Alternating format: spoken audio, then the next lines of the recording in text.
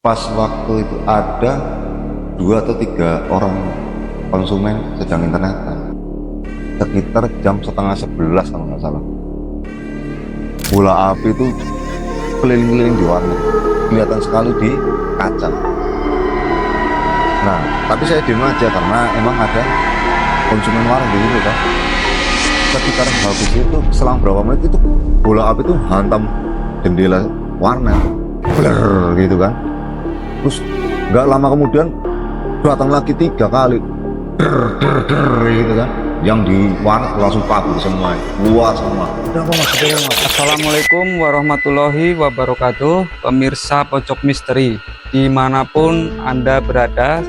Semoga dalam keadaan sehat, selalu dalam lindungannya dan dimudahkan segala urusan-urusannya. Kembali lagi di Pojok Misteri, tempat di mana logika seringkali tak mampu menjelaskan apa yang terjadi. Bersama narasumber kita kali ini, Bang Benny. Selamat datang, selamat malam. Ya. Bang Benny, bagaimana keadaan hari ini setelah ada kejadian kemarin? Apa yang bisa Bang Benny utarakan atau Bang Benny ceritakan untuk kejadian sebelumnya? Kalau sekarang udah sehat ya. Kalau kemarin memang ada sedikit gangguan ya. Saya sendiri kemarin sempat mual-mual dan muntah-muntah kan. Tapi untuk saat ini untuk insya Allah udah fit lagi. Alhamdulillah, berarti dalam keadaan sehat walafiat ya hari ini ya Bang Benny. Ya. Bang Benny, untuk melanjutkan kisah-kisah dari pengalamannya Bang Benny sebelumnya ya Bang Benny, apa yang bisa Bang Benny sampaikan untuk melanjutkan kisah sebelumnya? Untuk di kisah sebelumnya itu kan saya ceritakan di posisi warnet yang satunya ya. Sementara kemarin baru mau saya ceritakan untuk warnet yang kedua, tapi sudah ada gangguan yang mungkin karena memang lokasinya dekat dengan lokasi saat ini untuk podcast. Yang saya alami itu dulu waktu pertama di posisi warnet yang kedua ya, itu gangguan itu terjadi pada operator warnet saya. Pada saat itu warnet kondisi mau tutup. Nah, operator warnet saya itu posisi mau mematikan seluruh komputer. Nah, setelah mematikan seluruh komputer, dia bergegas mau menutup pintu. Pas mau menutup pintu, tahu-tahu itu nyala semua itu warnet perangkat komputer tersebut. Karena di situ di komputer operator itu ada speakernya kan, bunyinya kencang sekali, dang dang dang dang kayak gitu kan. Langsung kaget dia. Bahkan dia sendiri itu nggak berani masuk. Akhirnya telepon saya, Mas posisi di mana? Di rumah ya. Tolonglah ke sini. Kenapa ya? Oh, saya ada gini-gini di warnet ada. Tahu-tahu komputer nyala sendiri. Akhirnya saya datanglah ke warnet. Pas saya datang ke warnet, bener memang posisi itu udah nyala semua komputer. Tak tanya, kok bisa nyala sendiri? Iya nyala sendiri mas. Wah tadinya saya nggak percaya. Saya biasa aja. Terus saya nyalain kan. Saya matiin komputernya. Baru mau sudah saya matikan semua, baru mau saya kunci lagi pintunya, nyala lagi itu komputer. Wah kurang ajar ini, jahil bener, siapa yang jahil? Tapi saya masih biasa aja.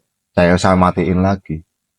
Saya matiin lagi, terus akhirnya tak tungguin, cobalah nyala lagi. Nggak nyala-nyala. Terus akhirnya saya pulang. Hari berikutnya, operator itu sekitar mau maghrib nyuci motor. Nyuci motor tahu-tahu itu ada yang lempar batu di situ. Pas habis mau maghrib itu lagi ada yang melempar batu. Dia nggak gubris katanya. Tahu-tahu ada yang dorong dari belakang, padahal nggak ada orang, ada yang dorong sampai dia terjungkal, bahkan motornya ikut pun jatuh. Di sekitar pukul berapa itu Bang Ben kejadian tersebut itu dialami oleh operator dan dampaknya seperti apa Bang Ben? Yang jelas itu kejadian mau maghrib, sekitar jam setengah 6, hampir mendekati jam 6 lah, hampir mendekati azan. Dampaknya yang jelas operatornya langsung keluar dan dia nggak berani ke situ lagi. istilah keluar dari pekerjaan. Itu efeknya ke itu.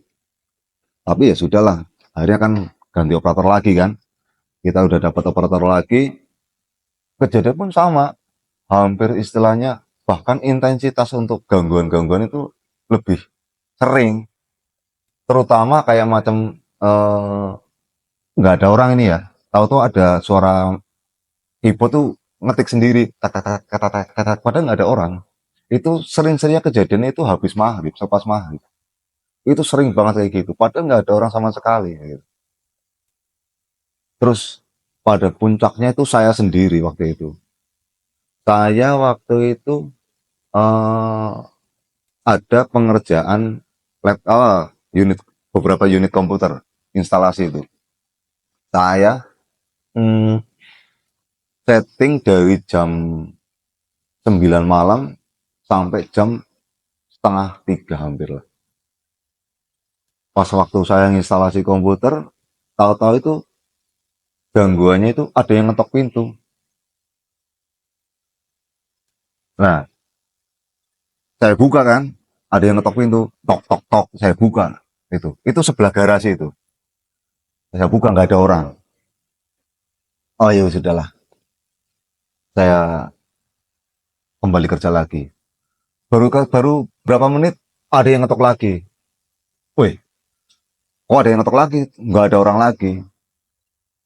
Tahu-tahu pas saya baru balik badan gitu kan, ada yang ngetok lagi tak geber kan, dar gitu kan. Tahu-tahu dia balas geber lagi, dah kayak gitu kan. Saya kaget itu memang. Wah sialan ini siapa ini? Tak buka nggak ada orang nggak sama sekali, nggak ada tak teriakan kan di situ lampu nyala, nggak ada siapa-siapa. Ya campur aduk eh, antara takut dan berani lah. Karena saya juga nggak begitu takut kan, ya cuma kagetnya emang kagetnya luar biasa. Terus pada suatu ketika itu ada lagi gangguan lagi itu pas waktu itu ada 2 atau 3 orang konsumen sedang internetan sekitar jam setengah 11 kalau nggak salah. Bola api itu keliling-keliling di warnet itu. Kelihatan sekali di kaca. Nah, tapi saya diem aja karena emang ada konsumen warnet di situ kan. Sekitar habis itu selang berapa menit itu bola api itu hantam jendela warnet. Bler gitu kan. Terus nggak lama kemudian datang lagi 3 kali. Gitu kan. Yang di warnet langsung kabur semua itu, keluar semua. Ada apa mas? Ada apa mas? Nah, dari situ udah mulai saya, wah ini nggak bener ini harus diatasin kayak gini kan. Tapi kembali lagi ketika saya mengatasi hal-hal gangguan-gangguan seperti itu, semakin intensitasnya gangguan di warnet itu semakin sering. Kayak contoh ada teman saya datang dari jauh, mau numpang tidur di warnet itu, aku capek lah bang, boleh nginep di sini nggak? Oh silakan. Padahal dia baru tidur sekitar 10 sampai seperempat jam ya. 10 menit sampai seperempat jam. Tahu-tahu dia lari tanpa sepatah kata pun dia pergi. Saya tahunya itu karena dia lewat chat kan. Kenapa kamu pulang ya? Wah, pokoknya saya nggak berani di situ. Besok ceritanya, selang harinya dia ke warnet lagi, paginya cerita. Kalau di situ diketemuin sama sosok wanita dan sama orang tua, memang. Katanya kamu pergi gitu. Akhirnya dia pergi dari situ. Tapi kalau untuk saya sendiri, di situ ada sisi positifnya juga. Sisi positifnya, hmm, pernah saya ini kan, eh, tidur sore, maghrib bangun bangun maghrib itu, terbangun maghrib. Itu udah gelap semua, bangun saya maghrib gelap lah, udah gelap. Pas gelap itu ada kayak penampakan angka itu waktu itu saya masih ingat 155. Kebetulan di daerah saya itu lagi gila togel waktu itu kan. Terus saya keluar nongkrong di warung depan warnet kan. Nih saya dikasih nomor togel, angkanya 155. Itu orang nggak ada yang gubris itu angka itu. istilahnya tanya pun nggak, angka dari mana nggak, pokoknya nggak ada yang gubris ya itu. Ini angka bener-bener angka dikasih, masa nggak ada yang suka, bullshit bullshit, ini saya gitu kan. Akhirnya saya beli kopi di situ. Saya punya uang 20.000 waktu itu. 20.000 masih sisa 15.000. Ya udah, kalau nggak ada yang nggak ada yang pasang, iseng lah saya pasang kan. Tak pasangin itu. Beneran keluar 155. Akhirnya geger lah di tongkrongan warung itu. Notabene yang nongkrong di situ rata-rata penggemar togel memang kan waktu itu. Akhirnya terus uh, banyak yang tahu kan kalau di situ sering apa, ada yang ngasih nomor di warnet itu. Ada datang punya kawan saya itu datang ke situ mau nanya ada nomor togel nggak di situ gitu. Akhirnya dia ritual lah minta izin untuk ritual di situ. Yang penting ritual, nggak baca bakar-bakar kemenyan atau dupa, saya sih monggo silakan. Kalau cuma minta-minta, yang penting ya kalau dikasih ya monggo, kalau enggak ya nggak usah ngemaksa. Akhirnya dia tidur di situ dan dikasih. Waktu itu kalau nggak salah angkanya 576. Terus dia pasangin, akhirnya kebalik gitu. Akhirnya kebalik. Makanya sering sekali dulu warnet saya akhirnya jadi pangkalan orang-orang pencinta togel. Dan saya pun mulai risih, akhirnya saya stop aktivitas tersebut memang. Bang Ben, kalau boleh diceritakan mereka-mereka yang tadi dikatakan penggemar togel ya, itu mereka melakukan ritualnya itu seperti apa, Bang Ben? Kok sampai tadi bisa tahu angkanya diberi sama sosok yang nunggu di situ atau bagaimana itu, Bang Ben? Untuk ritual rata-rata dia itu baca-baca doa atau gimana saya nggak tahu. Yang jelas dia numpang tidur di tempat saya itu, di warnet itu. Rata-rata lewat mimpi dikasihnya yang di situ. Cuma berhubung karena intensitasnya yang banyak yang pengen datang ke situ terus minta togel, akhirnya saya stop karena meresahkan kan. Karena notabene itu kan tempat usaha, nggak etis lah, tempat usaha buat mencari hal-hal seperti itu. Saya nggak mau, apalagi di warnet tersebut sering terjadi gangguan-gangguan yang mengganggu entah itu operator warnet bahkan konsumen warnet. Pada saat itu pun pernah terjadi, ada sore-sore menjelang maghrib itu konsumen warnet histeris, itu perempuan teriak-teriak. Notabene di pojok warnet tersebut ada sosok perempuan pakai baju putih, rambutnya panjang, kayak gitu. Dia kayak gini, ke apa, kalau istilah Jawa kan ngawe-ngawe gitu, sini-sini gitu kan. Akhirnya teriak dia. Kebetulan saya di situ, waktu itu di situ, cuma saya posisi di warung, nongkrong di warung. Akhirnya teriak, saya datang ke situ, ada apa mbak, ada apa? Cuma diem aja. Akhirnya sampai apa, tak kasih minum, tak tanyain, katanya denger itu, uh, lihat apa, lihat penampakan itu yang perempuan ngawe-ngawe itu kan. Nah terus saya sendiri nggak tak respon lah ini itu. Selang habis isya, saya nongkrong di depan warnet. Saya duduk di motor, posisi gerimis. Tahu-tahu itu pedagang rokok sama sate yang di depan warnet, tahu-tahu tuh kabur. Tanya ada apa? Cuma ngacung-ngacung gini aja. Ayo ada apa? Pulang, pulang, pulang kayak gitu kan. Pulang, pokoknya pulang. Pulang, mereka pulang. Saya nggak tahu ada apa kan. Saya aktivitas biasa seperti itu terus sampai akhirnya terus nggak ada orang kan, akhirnya saya tutup warnet. Pas waktu pulang itu, tahu-tahu di depan warnet itu ada penampakan. Ya sosok kuntilanak itulah, sosok kuntilanak. Ya awalnya saya biasa aja, lama-lama kok banyak. Wih, merinding kan. Saya langsung tutup itu, pulang kabur. Pulang saya ke rumah teman saya dan kebetulan di situ ada temennya juga yang notabene dia orang kesepuan juga kan. Ditanya, kamu dari mana Ben? Saya dari warnet Pak. Kamu bawa apa? Bawa apa? Kamu lihat apa? Saya lihat gini gini gini. Mana ceritain bahwa saya habis ditemuin sosok kuntilanak tersebut. Akhirnya terus paginya aktivitas biasa, saya tanyalah ke pedagang yang di depan warnet itu, kenapa? kok semalam pada kabur. Katanya itu di samping saya itu ada sosok kuntilanak. Padahal saya nggak tahu apa-apa. Yang lihat itu mereka berdua. Gitu.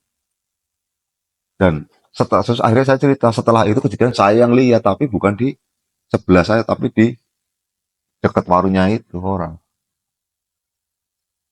Dan masih banyak lagi di situ gesekan-gesekan yang baik secara visual maupun hanya sebatas dilempar lah, yang komputer nyala sendiri, terus yang lampu nyala mati.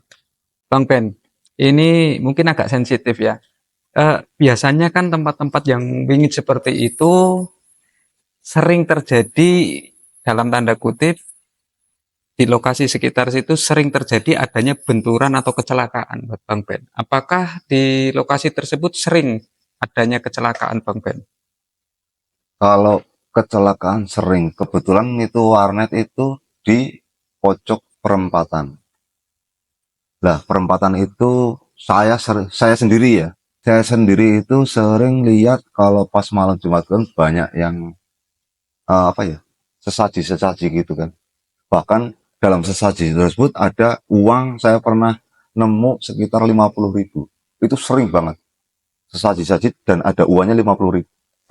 Bahkan saya sama teman-teman gitu sering buat bercandaan. Wah, nanti ini hari ini pasti banyak ada uang di sini. Sering tak tungguin memang gitu. Uangnya itu buat beli makan-makan sama teman-teman kan. Dan saya nggak berpikir jauh ini bakal apa-apa. Tapi memang sering terjadi kecelakaan di situ dan banyak yang meninggal.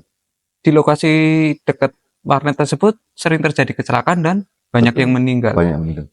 Itu rata-rata itu karena mereka itu nggak hati-hati atau gimana, Bang Ben?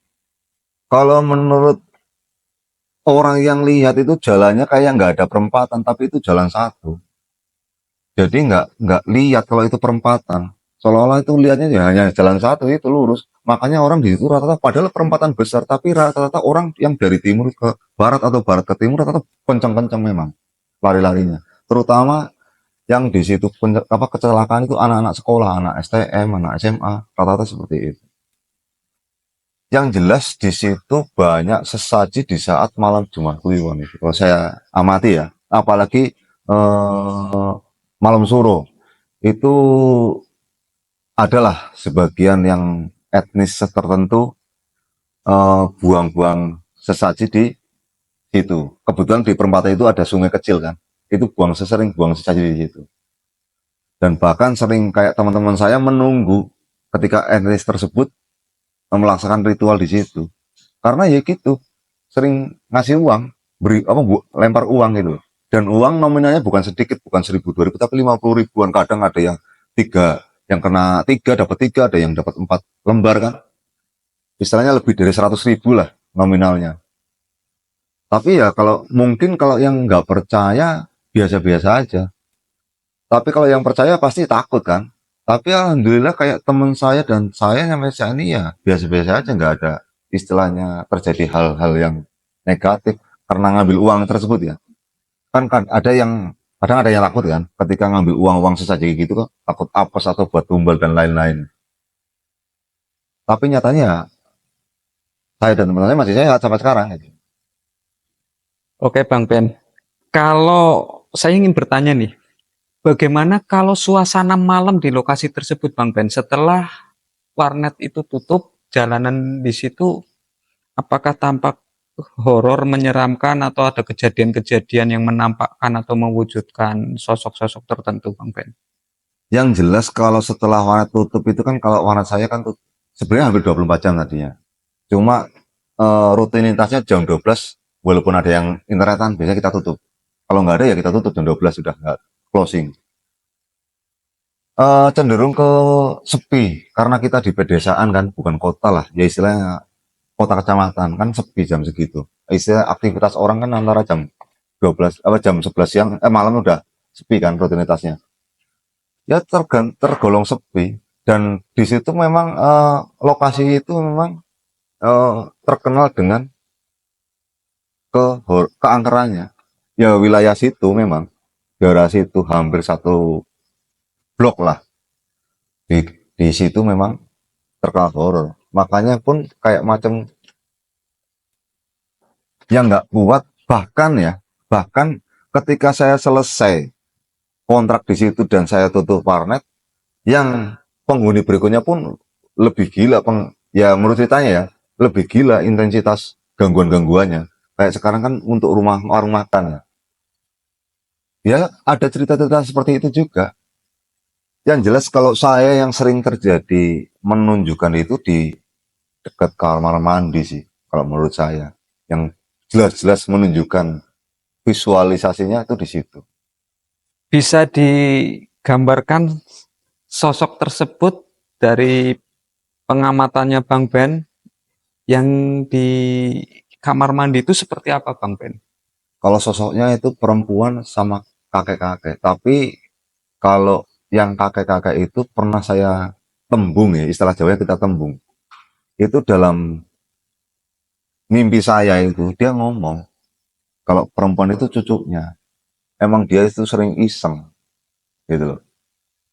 Tapi terus dia pun minta maaf gitu loh, kalau karena kejahilan cucunya tersebut. Dan kakek itu memang sudah tinggal di situ lama, dan dia bahkan istilahnya yang bau reksa di situ. Dan pernah saya tanyakan ke guru saya, memang itu udah lama om di situ, dan kakek itu yang bau reksa di situ, makanya sering doain aja. Makanya saya itu cenderung ke mendoakan daripada memberikan sesaji. Itu pesan guru saya seperti itu. Saya jarang sekali, bahkan nggak pernah ngasih sesaji ke hal-hal yang goib. Lebih cenderung saya ketika ke tempat baru ya mendoakan orang arwah-arwah yang di sekitar di situ. Kalau pesan moralnya apa Bang Ben? Bang Ben sendiri mengatakan lebih baik mendoakan daripada memberikan sesaji. Yang jelas gini, kalau orang mengenal dunia gaib, rata-rata kan memberi sesaji. Artinya memberi sesaji berarti kan memberi makan. Tapi kan jarang orang yang mendoakan. Padahal dalam hal gaib itu mereka lebih membutuhkan doa daripada makan. Karena apa? Yang ngasih makan tuh banyak, yang mendoakan itu sedikit. Ya mungkin karena namanya leluhur ya, kan butuh mendoakan ya. Kayak contoh saya punya kakek, yang mendoakan siapa sih? Kan cucu-cucunya. Cucu-cucu. Lah, ketika trust sudah panjang, kan pasti kan kayak nama sebutan mungkin terlupakan lah. Ya kita sebagai penerus ya mendoakan leluhur kita aja. Oke Bang Ben, berarti poinnya adalah dimanapun kita berada, jika itu berkaitan dengan tempat yang wingit atau angker, setidaknya kita mendoakan ya Nih, siapapun yang mendiami atau menunggu daerah di situ ya Bang. yang jelas itu lebih baik mendoakan daripada mengasih makan. Terus gini Bang Ben, selama Bang Ben di warnet yang satunya ya Bang Ben, puncak dari rasa ketakutannya Bang Ben dan hal yang paling menyeramkan yang Bang Ben itu alami, kejadian-kejadian seperti apa itu Bang Ben? Kalau puncaknya itu sebenarnya saya nggak bisa ngasih ya, nggak bisa ngasih tahu karena itu berhubungan dengan seseorang. Ya sangat sensitif lah, karena mungkin orangnya udah meninggal. Jadi untuk puncak klimaknya yang di situ saya nggak bisa ngasih tahu, karena ada hubungannya dengan orang yang sudah meninggal. Oh ya, berarti dari segala pengalaman Bang Ben itu kelanjutannya itu kan berarti Bang Ben sudah bisa beradaptasi dengan sosok-sosok yang ada di situ juga sudah apa namanya sudah nggak jahil lagi. Iya. Pokoknya semenjak saya itu saya tembung, itu saya doakan, tuh saya tembung. Yang di situ ya udah hampir nggak pernah terjadi gesekan-gesekan dengan saya maupun karyawan saya. Tapi masalah gesekan-gesekan dengan penghuni barunya saya angkat tangan, saya nggak tahu. Yang jelas ceritanya ada gesekan-gesekan tapi kan sudah tidak berhubungan dengan saya lagi. Kalau di luar itu Bang Ben, di luar tempat usahanya Bang Ben, di sekitaran itu entah di jalan, entah di lokasi-lokasi yang dekat di situ, Bang Ben sendiri pernah melihat sosok-sosok yang berasal dari dimensi lain? Kalau untuk sekitarnya itu pernah saya itu habis pulang jalan-jalan dari Purwokerto dan mau ke warnet situ kan, pulangnya ke saya ke situ, mau tidur ke situ lah, nggak pulang ke rumah. Itu ada penampakan pocongan tidur di jalan di perempatan tersebut, pernah. Yang akhirnya saya pilih jalan muter, bukan karena takut, tapi karena sudah memenuhi jalan tersebut. Kalau saya tindas, takutnya saya terjadi apa-apa dengan saya. Akhirnya saya muter jalan. Berarti itu secara ukuran tinggi ya Bang Ben? Panjang, iya Panjang. tinggi. Ya. Lah, perasaannya Bang Ben bagaimana itu Bang Ben? Apakah Bang Ben itu dari kejauhan udah tampak seperti ada yang beda yang dilihat atau bagaimana itu? Yang jelas waktu itu saya itu nggak ada perasaan apa-apa. Taunya itu pas di perempatan itu jadi kaget saya. Wih, langsung ngerem mendadak. Akhirnya saya putar balik lewat jalan lain. Tapi apakah Bang Ben melihat visual dari atas sampai ke bawah? Kalau muka enggak, tapi visual bentuknya pocongan. Dan yang lihat bukan cuma saya, tapi teman saya pun lihat. Itu di tengah jalan ya Bang Di Ben? tengah jalan itu dari selatan ke timur, ke utara, itu penuh. Padahal lebar jalan itu kurang lebih sekitar 5 meter. Dari apa yang Bang Ben alami, puncak dari hal-hal yang menurut Bang Ben itu paling menyeramkan Bang Ben, itu yang kejadian seperti apa Bang Ben? Yang jelas kejadiannya yaitu yang ketemu, yang saya ketemuin sosok kuntilanak yang banyak di situ. Tapi di seberang jalan, memang bukan di warnet saya.